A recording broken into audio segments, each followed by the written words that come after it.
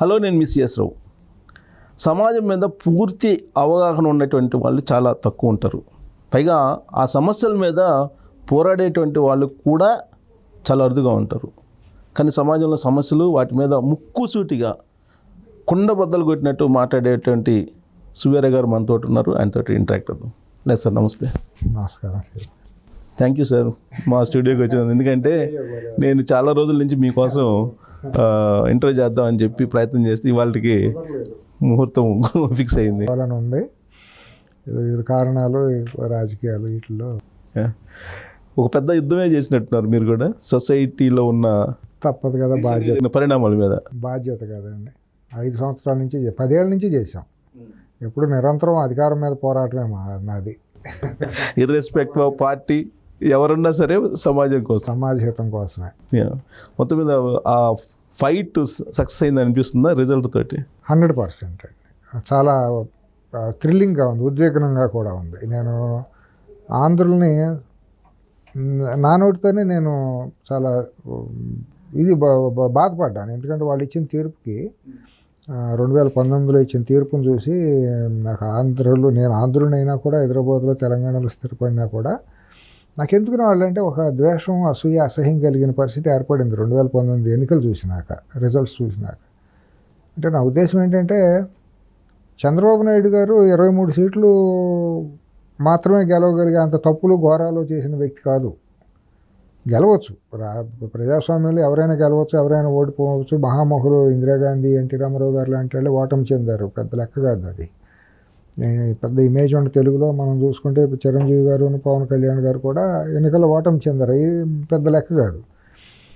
కానీ ఒక అనామకుడు కానీ నేను భావిస్తాను. ఆ పేరు ఎప్పుడు కూడా నేను అసలు ఉచ్చరించడానికి కూడా నాకు ఇష్టం ఉండదు అసలు నాకు. ఎందుకంటే ఏముందని మనం ఆ పేర్లు ఉచ్చరించాలి, నాకు కొద్దిగా ఎలర్జీ ఆ బిహేవియర్ నాళ్ళు ఇది చూసిన తర్వాత. సరే, ఏముందని ప్రజలు అంత 151 సీట్లు ఇచ్చి ఆశీర్వదించారు అనేది నేను కొద్దిగా దిగ్భ్రాంతికి గురైన మాట వాస్తవం.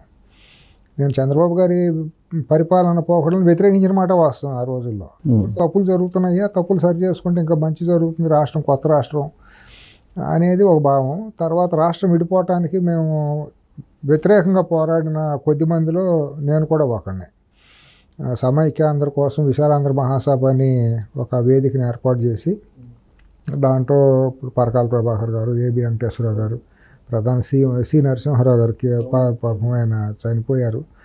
ఆయన కనుక వాళ్ళు ఇక్కడ ఉంటే ఇంకెంతో ఉత్సాహంగా ఉండేది. ఇవాళ ఈ రిజల్ట్ చూసిన తర్వాత ఆయన అయితే అసలు నిరంతరం అనుక్షణం గుర్తు చేసుకుంటున్నాం. ఆయన నరసింహారావు గారు ఉంటే మా నరసింహారావు గారు ఉంటే ఎంత బాగుంటుందా అన్న ఫీలింగ్. సార్, నాకు తెలిసి మీరు పేరు ఉచ్చరించడానికి కూడా ఇష్టపడినటువంటి అతని మానసిక స్థితి గురించి ఆర్టికల్ రాసిన నరసింహారావు గారు అది రాసే ముందు కూడా చర్చించుకుంటాం. ఎందుకంటే నాకు ఫ్యాక్షనిస్టుల గురించి నాకు సంపూర్ణమైన అవగాహన ఉంది. రాయలసీమ రాజకీయాల్లో నేను చాలా దగ్గరగా చూసిన వాడిని. నాకు ఫ్యాక్షనిస్టులు కూడా చాలామంది ఆత్మీయులు, మిత్రులు ఏదన్నానండి. నాకు వాళ్ళతో సామీప్యత సంబంధాలు దగ్గరగా ఉన్నాయి. వాళ్ళని నేను చూశాను, అవగాహన చేసుకున్నాను. వాళ్ళ మీద నాకంటూ వాళ్ళ మానసిక పరిస్థితి ఎట్టా ఉంటుందనేది నేను దగ్గరగా చూసినాను. నరసింహారావు గారు మేము మాట్లాడుకున్నప్పుడు కూడా పాపం ఆయన ఇంకా బాగా దీర్ఘంగా విశ్లేషించారు, మానసిక శాస్త్రం ద్వారా విశ్లేషించి ఆయన అప్పుడే ఆవిష్కరించారు. అట్లా సోనియా గాంధీ గారి మీద కూడా ఆయన ఆర్టికల్ రాశారు. నిర్భయంగా రాసిన మనిషి ఆయన. నిజంగా పోరాటం మొదలెట్టింది ఆయనే అని చెప్పాలి. ధైర్యంగా పోరాడి ఎంతోమంది తిట్లు అంతా చేశారు. ఆయనగా ఈ క్షణంలో ఆయన ఉంటే అందరం కలిసి ఇంకా గొప్పగా సెలబ్రేట్ చేసుకుని ఆనందాన్ని పంచుకునే పరిస్థితి. In the interest of the society, మా పొలిటికల్ ఏమీ లేదు, డెమోక్రసీ కోసం తప్పించి. అది చేసిన తర్వాత ఏమనిపించిందంటే, ఎంత దారుణమైన రిజల్ట్ ఇస్తారా తెలుగు వాళ్ళు, ఎంత దారుణంగా చేస్తారా, ఎంత మాత్రమే అనిపించింది. సరే, గెలిచిన తర్వాత ఒకవేళ పొరపాట్లు ఏమీ లేకుండా మంచి పరిపాలన చేస్తే చంద్రబాబు గారిని కూడా, తెలుగుదేశాన్ని కూడా ప్రజలు మర్చిపోయేవాళ్ళు. కానీ నా అంచనాలకు అనుగుణంగానే పరిపాలన సాగింది. నేనేం పెద్ద భిన్నంగా జరుగుతుందని నేను ఊహించలేప్పుడు. ప్రజావేదిక కూలగొట్టడంతోనే మొదలైనప్పుడే నాకు తెలిసి అప్పుడు మిర్రర్ అనే ఒక ఛానల్ ద్వారా మిత్రుడు రామకృష్ణ, అప్పుడు రామకృష్ణ ఉండేవాడు అక్కడ, నాకు నాకు తమ్ముళ్ళు అంటాడు.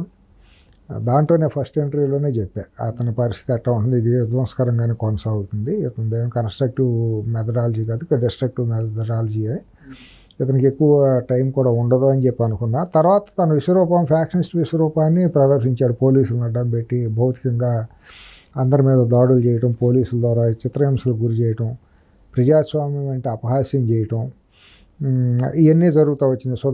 డాక్టర్ సుధాకర్ గారి ఇన్సిడెంట్ జరగటం, డోర్ డెలివరీ తర్వాత అసలు సుధాకర్ గారి ఇన్సిడెంట్ మరీ దారుణం.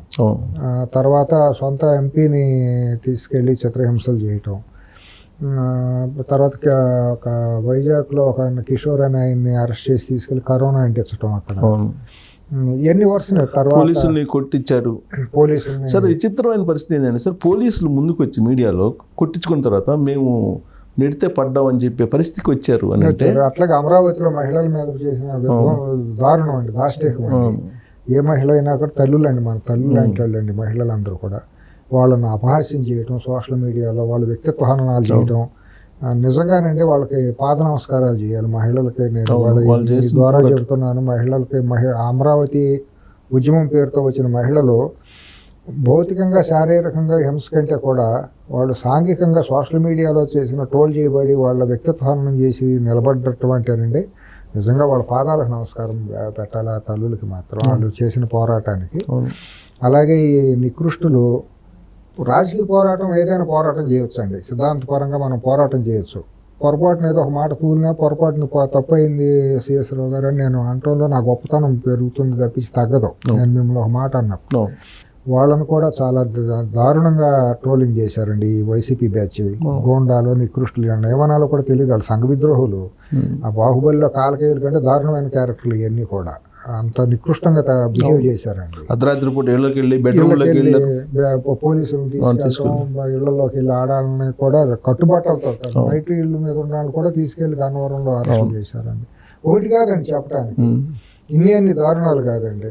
కొన్ని రాయలసీమ ప్రాంతాల్లోకి అయితే ఇళ్ల మీదకి వెళ్ళిపోయి, నీ మీద నేను మనసు పడ్డాను, నువ్వు రాత్రికి నాతో వస్తావు, లేదు నీ ఇంట్లోనే నేను నీతో ఉంటాను, నీ మొగుడు బయటకు పంపించిన ఘటనలు జరిగినాయి. ఈ బయటికి చెప్పలేదు, ఎవరు మాట్లాడలేదు.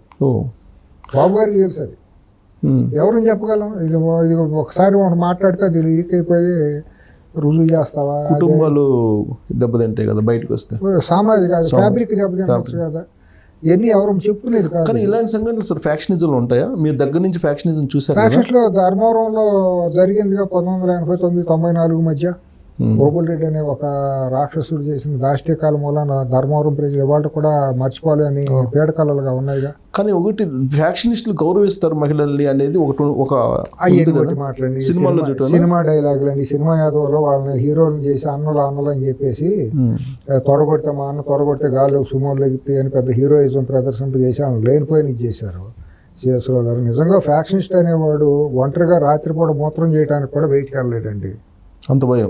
చచ్చే పిరికివాళ్ళు అండి వాళ్ళు. అందులో గన్మ్యాన్ సెక్యూరిటీ లేకుండా పెట్టుకుంటాం, లేదంటేనేమో వాళ్ళ వ్యక్తిగతమైన కక్షలో వ్యక్తిగతమైన దోపిడీకి దళితుల్ని బీసీలని పక్కన కిరాయి సైన్యంగా పెట్టుకుని వాళ్ళ ఆర్థిక దీన్ని వాడుకుంటా వాళ్ళని కిరాయి సైన్యంగా మార్చేసుకుని వీళ్ళు చేసిన విధ్వంసకరం రైల్వే దీన్ని కన్వర్షన్ జరిగినప్పుడు చేసిన టెండర్లో, ఆంధ్రీనేవా టెండర్లో, తెలుగు గంగా టెండర్లో, బైరైటీస్ ఈ పేరుతో రాజకీయ పార్టీలని అండగా పెట్టుకుని ఫ్యాక్షనిజాన్ని ఒక ఆయుధంగా మార్చుకుని రాయలసీమ మొత్తాన్ని కొలగొట్టింది ఫ్యాక్షనిస్టులే, అభివృద్ధి జరగలేకుండా. వాళ్ళలో ఈ కుటుంబం ఒకటి ప్రధానమైన కుటుంబం. కడపలో రాజంపేటలో బైరైటీస్ గన్లు పెట్టుకుని కొల్లగొట్టి, లేకపోతే వాళ్ళకి ఆధారం ఏంటి? వాళ్ళు వ్యవసాయదారులా లేకపోతే ఏమన్నా కాంట్రాక్టులు చేశారు, ఏం చేశారు అని ఇట్లా వస్తుంది. ఇప్పుడు రాయలసీమలో మనం అందరిని అంటలేదు కదా, అందరూ చాలా గొప్ప మేధావులు, ఎంతో గొప్ప పుట్టపతి నారాయణచార్యులు గారు ఉన్నారు, కర్మల నాగిరెడ్డి గారు ఉన్నారు, ఎంతమంది దామోదరం సంజీవ గారు ఉన్నారు, ఎంతమంది మహనీయులు ఉన్నారండి ఆ నేల మీద. మన వాళ్ళ అన్నమయ్య ప్రాంతం మంత్రాలయం రాఘవేంద్ర స్వామి అక్కడనే, వీరబ్రహ్మేంద్ర స్వామి వారు అక్కడ ఆయనే, ఎంతమంది మహనీయులు. అపూర్వమైన చరిత్ర కూడా ఉందండి, అపూర్వమైన చరిత్ర. మన ఒళ్ళు గగురుపూడ్చే అంత రాయలసీమ చరిత్ర అది. మనుషులు కూడా చాలా మంచి వాళ్ళు అండి, ఎంత ఉత్తములు అంటే వాళ్ళు అన్నం కడుపులో తీసి పెడతారు స్నేహానికి, అంత మంచి మనుషులు అక్కడ మనుషులు. ఫ్యాక్షనిజం ముసుగులో ఈ అరాచకాలు చేసి కొన్ని కుటుంబాలే, అందరూ కూడా కాదు. వాళ్ళలో ప్రధానంగా రాయలసీమలో మరీ దారుణంగా చేసిన కుటుంబాలు ఈ కుటుంబం ప్రధానమైన కుటుంబం. ఇంత దాన్ని తీసుకొచ్చేసి అధికారాన్ని చేతపట్టుకుని రాష్ట్ర వ్యాప్తం చేయాలని చూశారు. అసలు ఉమ్మడి రాష్ట్రాన్ని చీల్చింది ఆ కుటుంబమే. అధికారం కోసం తెలుగు జాతిని చీల్చింది ఆ కుటుంబం. అయిపోయిన తర్వాత మళ్ళీ తండ్రిని అడ్డం పెట్టుకుని పార్టీ ద్వారా దొంగ నాటకం అంతా చేసేసి పాదయాత్రలు చేసి దొంగ ఏడుపులు చేసేసి జనాలను మోసం చేసి అన్ని ఉచితంగా పెట్టేస్తామని చెప్పి అధికారం పొందింది. ఇక్కడ 5 సంవత్సరాలు 6 సంవత్సరాలు ముఖ్యమంత్రిగా ఉన్నటువంటి ఆయన వ్యవస్థలన్నింటినీ ఎప్పుడూ కూడా చరిత్రలో లేనటువంటి చారిత్రక విధ్వంసం చేసిన వ్యక్తి తొలి వ్యక్తి ఆయన. ఒక రాష్ట్ర ముఖ్యమంత్రిగా ఉండి వ్యవస్థల విధ్వంసం ఎట్లా చేయవచ్చు, ఎంతవరకు చేయవచ్చు అనేది చూపించి నిరూపించిన మనిషి అతని తండ్రి. కానీ ఆయన మహానేతగా మిగిలిపోయాడు. మహానేతగా దొంగ ఒక మహానేతగా మిగిలాడు. అది మరి దౌర్భాగ్యకరం, దురదృష్టకరం. కానీ మీరు ఇందాక ఒక పాయింట్ చెప్పారు, రాష్ట్రం విడిగొట్టడానికి కారణమే ఆయన అంటున్నారు. కానీ ఆయన సమైక్యవాది, ఆయన ఉన్నట్టు అసలు రాష్ట్రం ఆయన అధికారం కోసం చంద్రబాబుని డిస్టెబిలైజ్ చేయడం కోసం చెన్నారెడ్డి గారిని పెట్టి ఎక్కడో పొలిటికల్ అన్ఎంప్లాయ్ ఉన్న కేసీఆర్ని తీసుకొచ్చి ఉద్యమాన్ని పురుడు పోసి పెంచి పోషించింది ఆయనే. ఆ రోజు పీసీసీగా ఉన్న వ్యక్తి. వాళ్ళు చేసిన పురుడే కదా, అక్కడి నుంచి చెన్నారెడ్డి గారు ఆధ్వర్యంలో చేసిన కమిటీనే కదా తెలంగాణ సాధనగా కాంగ్రెస్లో ఒక కమిటీ ఏర్పాటు తీసుకెళ్లి అంతా మొదలెట్టింది. మేనిఫెస్టోలో పెట్టారు కదా. మరి ఏళ్ళ సహకారంతోనే కదా మరి ఆయన ఆత్మ యొక్క ఆశీస్సులతోనే కదా కేసీఆర్ ఇక్కడ ఉద్యమాన్ని నెలకొల్పింది. ఆ రోజు ఆర్థిక పరిస్థితి ఏముంది అక్కడ? కానీ వాస్తవాలు ఇవి. ఎన్ని వాస్తవాలు? రాష్ట్రం ఆయన బతికుంటే ఇడిపోయేది కాదు అని చెప్పి చంద్రబాబు నాయుడు మీద రాష్ట్ర విభజన అధికారం వచ్చే వరకు రాష్ట్ర విభజన అనే దాన్ని ఆయుధంగా వాడుకున్న వ్యక్తి అధికారం చేపట్టిన తర్వాత ఎవరైతే వేర్పాటువాదాన్ని భుజాలకు ఎత్తుకుని చేసిన కుటుంబం తర్వాత 5 ఏళ్ళు ఆయన బతికున్నంత కాలం ఉద్యమం పేరు ఎత్తలేదు. మీరు గుర్తు చేసుకోండి. నాలుగో రోజు 5 రోజు బయటకు వచ్చారు. ఎందుకు? వాళ్ళందరూ ఒకటే. ఎందుకంటే మేము ఉంటే ప్రశాంతంగా ఉండదు, లేకపోతే ఉండదని ఒక థీరీని ఎస్టాబ్లిష్ చేయడంలో అది ఒక భాగం. వీళ్ళందరూ పంచుకున్న వాళ్ళే, వాటాలు పంచుకున్న వాళ్ళు. దోపిడీలు అందరూ ఆ కుటుంబానికి ఈ కుటుంబానికి 2 కుటుంబాలకు వాటా ఉంది. వాళ్ళ తెలుగు జాతిలో అంటే 2 రాష్ట్రాల్లో తెలుగు జాతి అంటే 2 రాష్ట్రాలు. 2 రాష్ట్రాల్లో ఈ 2 కుటుంబాలు అధికారాన్ని అడ్డం పెట్టుకుని ప్రపంచ చరిత్రలో ఎవరు చేయలేనంత అవినీతి చేసిన కుటుంబాలుగా మిగిలిపోయినాయి కాదా మీరు ఆలోచించండి. 2019లో కూడా అది క్యారీ అయింది అనుకుంటారు. అంతే కదా. 2014 నుంచి 2024-23 ఎన్నికల వరకు తెలంగాణ పేరుతో జరిగే అధికారాన్ని చేపట్టిన కుటుంబం ఎంత దోసింది? 2004 నుంచి 2009 వరకు, 2019 నుంచి 2024 వరకు ఆ కుటుంబం ఆంధ్రాలో ఎంత అరాచకం చేసింది? ఎన్ని చారిత్రక రుజువులేక మనమేం అబోధకల్పంలో అనేది ఒకళ్ళ మీద నిందలేయటం కాదు కదా. దీన్ని ఎవరిని కాదనగలరు? పోనీ మన చరిత్రనే మాట్లాడుకుంటున్నాం. మనమే రాజకీయ పార్టీల నాయకులం కాదు, మనమేమి సంఘ సంస్కర్తలం కాదు. చరిత్రను మనం అవలోకనం చేసుకుంటున్నాం అంతవరకు.